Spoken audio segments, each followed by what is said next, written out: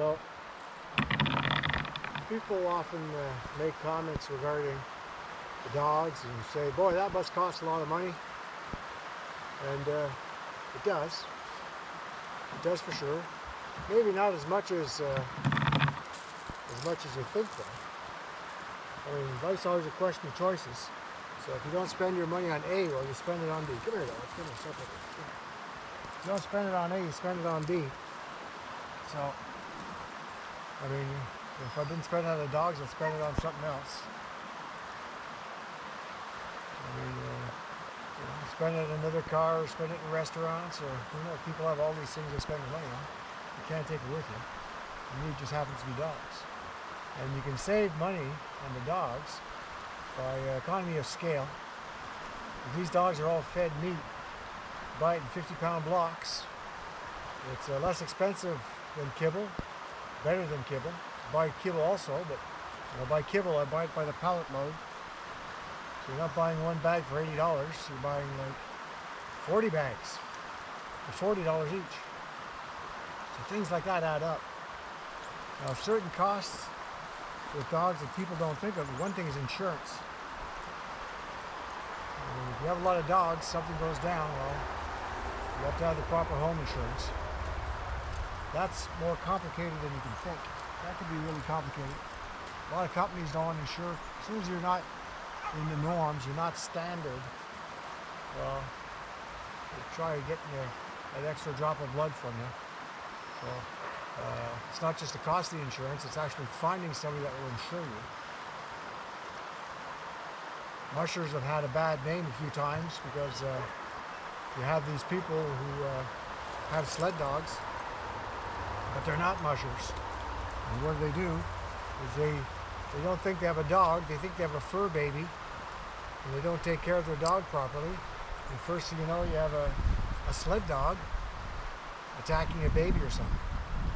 For whatever reason, they've seen too many Disney movies, and they think that the dog and the baby are going to be friends, which isn't how it works at all. I mean, that dog is genetically programmed to be in a pack situation, and that baby is a threat to its status in the pack. And once it starts making a prey noise by crying or something, well, the dog's going to get triggered, simply because it's been genetically programmed to be triggered.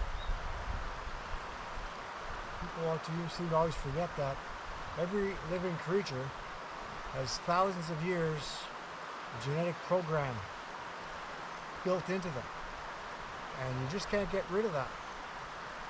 You can say it doesn't exist, you can say it's nurture over nature. It doesn't work that way. You saying it doesn't make it true. And nature has a lot to do with it. And genetic code is genetic code in people, in animals, in trees, and plants. It doesn't just change like that because you say yours is special. Other cost is vet fees.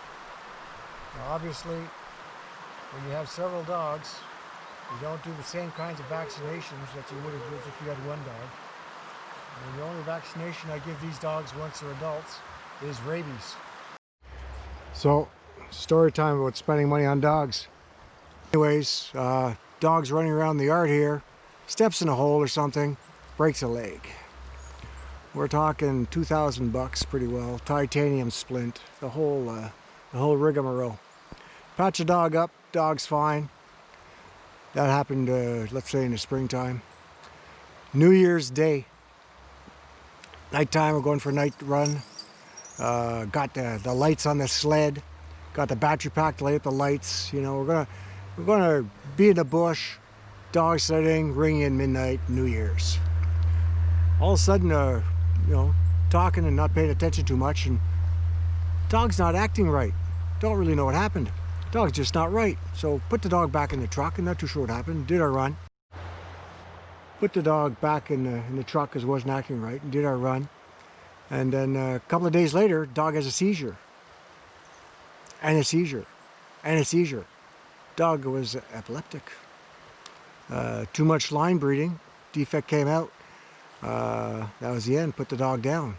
That was a bunch of money out the window. That's for sure. And a pretty sad story too. And I found out that every pup in that litter had epilepsy, was all put down before the age of 3. Eventually that mother, they go all day and they eat like horses and they have a nap and they wake up and they start going all day again. So you're buying a genetic code when you're buying a dog. How much it's going to cost you depends on what genetic code you want to buy. But remember, just as expensive to feed a dog that doesn't work well as a dog that works well. You're better to spend at the beginning and have what you want as opposed to buying a dog that's going to cost you the same in shots, that's going to be the same work, that's the same amount to feed, but it will not do what you want it to do. Another aspect is how much money you want to spend. Now, I buy good stuff, but I certainly will not spend more money than I have to. The dog's going to pull as well. It's not the harness that's going to make the dog. Yes, if you're doing long distances, really long distances, the harness will make a difference. But these people aren't doing those distances. What's a long distance? Long distance is, I don't know, 80, 100 miles in a day.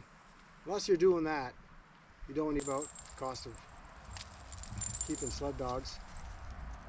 One thing you have to keep in mind is I'm a recreational musher.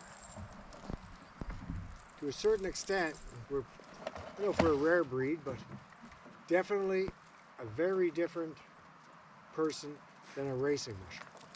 Racing musher, a lot more money involved, a lot more time investment. It's a whole new game. Just the travel to race is big bucks. Just a little story. I already went to races. Problem with going to races is that you see a takeoff, and you hang around a lot, you'll see them arriving, but most of your time is waiting and seeing nothing. So I wasn't really a big fan of going around watching a race when I could be going for a trot myself. Winter's pretty short, and every day you miss is a day that's gone. Anyways, we used to have a local mushing chapter here, organized a race. The race happened, there was a banquet. Since I was a member of the club, I went to the banquet, I went to the race. Didn't race myself, I'm not a racer. And at the race, there's this well-known racing family that won.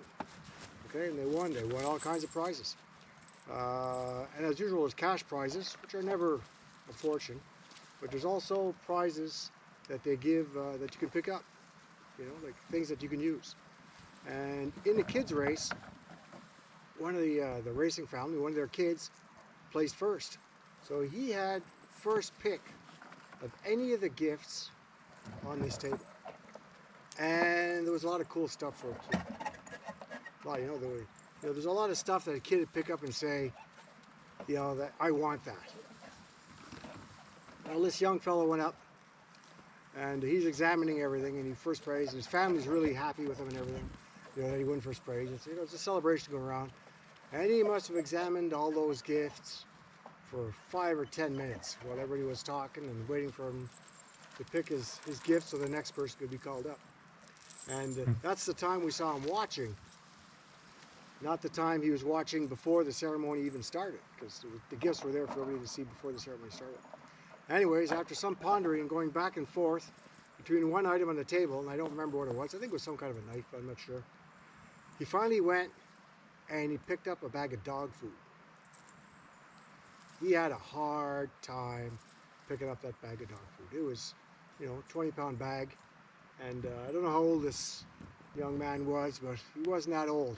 And it was quite a wrestle. You could see it wasn't his first bag of dog food he picked up. And you could see that that's what he was picking, because that's what they did in this family. Okay, I mean, what came first was the dogs. So yeah, there was cool gifts there, and he wanted one, but at the same time, dogs got to eat. So he picked a bag of dog food. It went real quiet when people saw him pick that. Everybody noticed. It was impressive. You could see his parents were proud. They didn't seem overly surprised, they didn't say a word, picked it up, got slapped on the back a few times, sat down, second place was called up. So, I hope that gives you a little bit of an idea of what the costs are. I mean, if you're into this stuff, money shouldn't be a factor, but just remember, it's a lifestyle. Okay? I've seen a lot of people do it for a few years. All of a sudden they're in over their head. They realize that they can't have the vacations they want to have. They can't go away. You're basically tied to the dogs. A lot of people do it for a few years, they move on. Problem is, what do you do with your dogs? It's a big commitment.